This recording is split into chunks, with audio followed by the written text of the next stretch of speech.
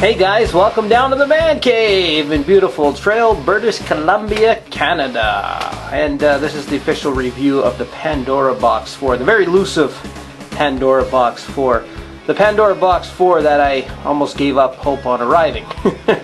As being China is the only place you can actually order these, I ordered mine and 36 days after it shipped. That's right, 36 days after it shipped, I finally got it in my hands. I think I could have probably walked it here quicker, but okay, that's exaggeration, but yeah, you get the point. So if you're ordering one of these, plan on waiting a long time.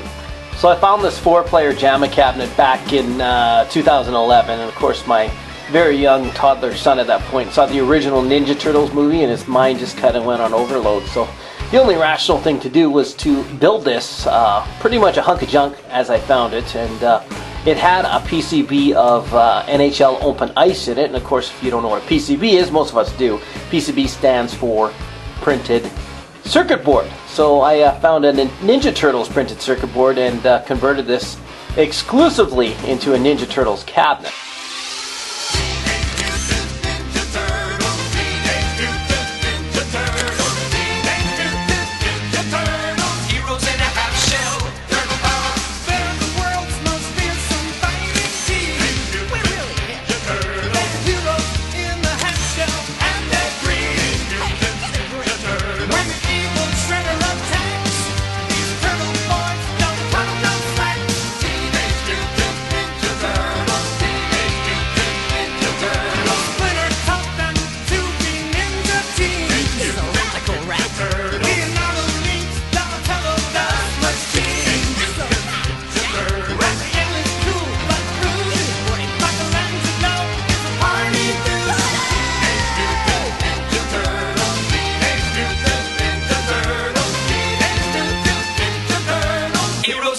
Shell, turtle power.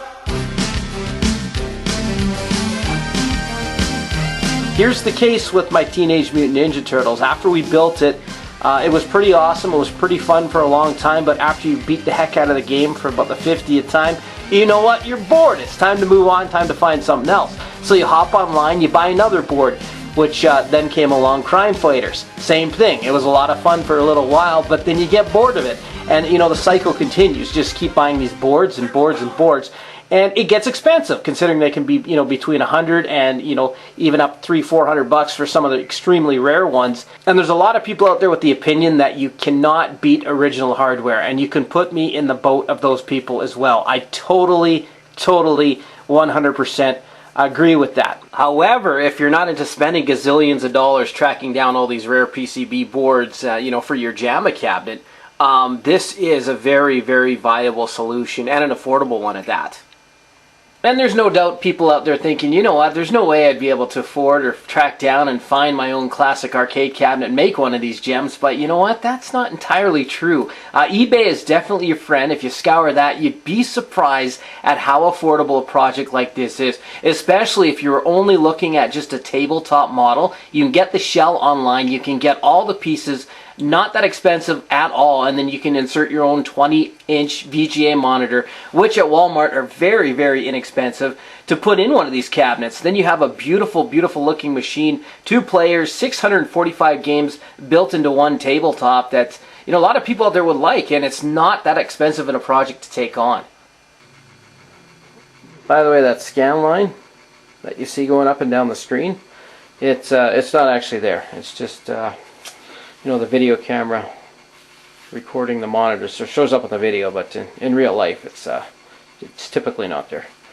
So once you got your Pandora box set up, ready to rock and roll, ready to play, unfortunately every time you turn on your machine you gotta sit through this intro. It's kind of pointless. It's got a catchy tune, but it gets old real fast.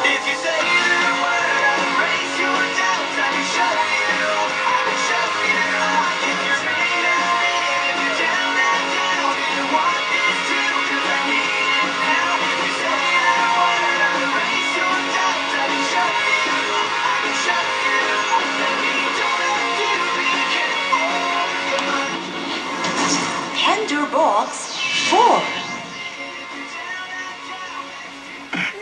Now, obviously, I'm not going to painstakingly go through all 645 titles that are on the Pandora box, but it covers a wide range of everything from classic games all the way to your newer JAMMA games.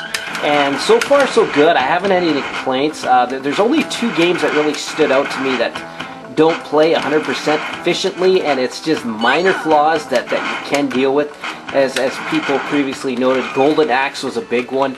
Basically, the audio the sound effects. Anytime you make you kill an enemy or use the magic button, the audio is extremely loud. That's no different to the Pandora Box 4 that I got. I hear other people mention that in various reviews.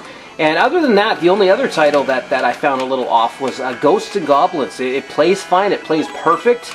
But again, it just plays very loud. At least the loudness in Ghosts and Goblins, it's a lot more consistent, and I find you have to turn the volume button down slightly on the Pandora Box because it blasts you out pretty good. But all the other titles, I mean, they're emulated great and they play well.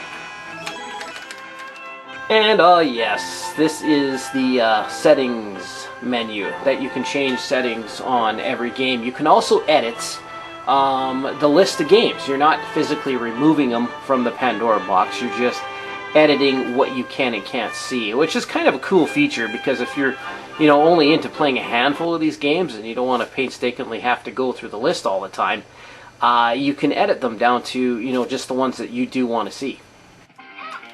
Another title that I could tell that was emulated for sure was Teenage Mutant Ninja Turtles. Now, I never in my life played the 2-player variation in the arcade. I've only owned the 4-player variation, but it is jacked on the Pandora Box. What I mean by jacked is it seems to play a lot faster, noticeably faster, than playing the 4-player version. I don't know if that was the case in the arcade with the 2-player version, but yeah, this version plays a lot faster. The action's a lot quicker than the 4-player.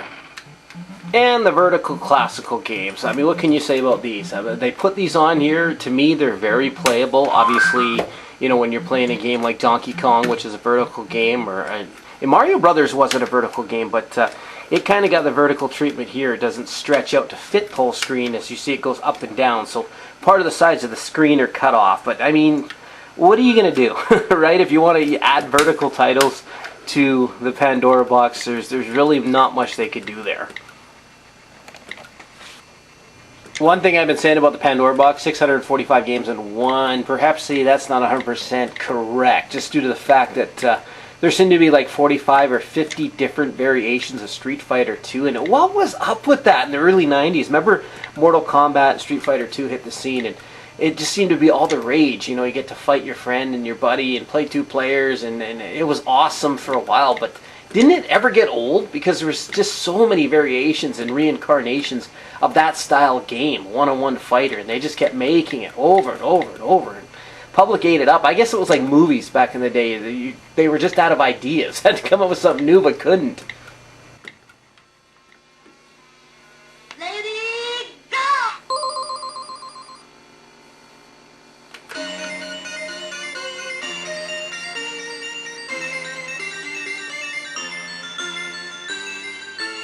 So that's kind of it. That's kind of all. I mean, I paid $100 basically flat for my $100 USD, by the way, for my Pandora Box 4, and it's got a ton of use, in the short time that we've had it. I don't see us getting bored of it anytime soon, because you got so much selection here. Just a lot of fun. I mean, my kid and I almost every night have been down here playing something new, and you move on to another game, and you don't have to keep swapping boards out of the back of your machine, which is also a godsend. So yeah, no, again, I mean, I agree with everyone. You can't beat 100% original hardware, but this is a way to save a bundle of money, and have some entertainment while you're at it. So for the price, you really, you can't go wrong as far as I'm concerned.